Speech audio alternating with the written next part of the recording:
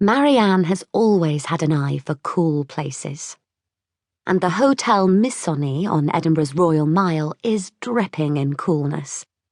From the sexy, dreadlocked doorman in designer kilts to the fact that Callie bumped into the Kings of Leon in the lift. Literally. She got a high heel caught in the hem of her wide-legged trousers and launched herself headfirst into the hairy one with the beard. Which wasn't cool. Neither was the look on his security guard's face. Still, this place is enough to make anyone regret trying to get away with 2 extra weeks between highlights. Apart from that, I'm as comfortable with my appearance tonight as you can be in the presence of a professional model. Although, given she's my sister, that's something I've got used to. And I'm proud to say that I am exactly the same weight as Marianne, give or take a pound. Of course, she's 5'11" and I'm 5'4", but let's not dwell on that.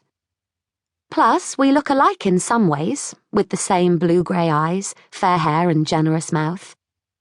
The difference is that Marianne has cheekbones you could stand your drink on, and her last zit appeared on a camping trip in 1994 and turned out to be a mosquito bite. This is only the second time I've visited Marianne since she moved here 5 months ago, although she is planning several trips back to Liverpool in the next few months to pick up various bits of furniture she's got stored at Dad's. Even though my sister and I haven't lived in the same city for years, I never really stop missing her. I can't pinpoint exactly when I ceased thinking she'd been put on Earth specifically to ruin my life. I suppose when you've grown up without your mum around, having another female in your life goes a long way. Dad did an amazing job of raising us, but he isn't the sort of man in whom you'd confide about the issues that vex girls when growing up.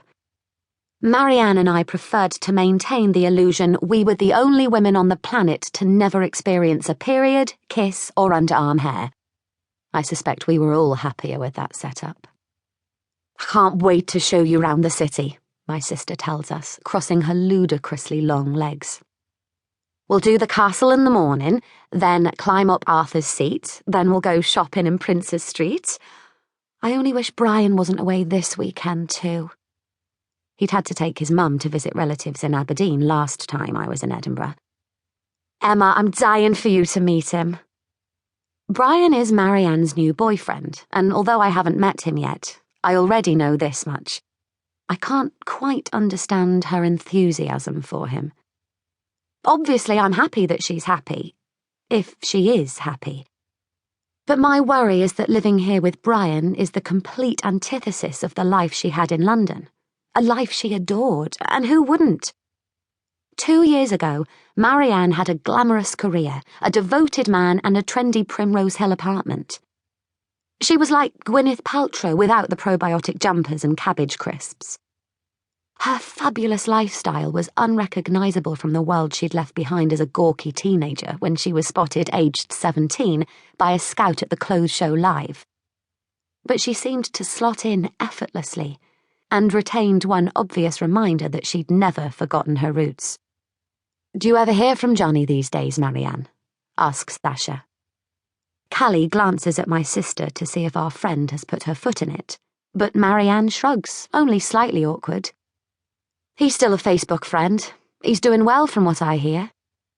Marianne was 22 when she started dating Johnny Farndon, on whom I, Asha, and Callie, especially Callie, had a crush while we were at school.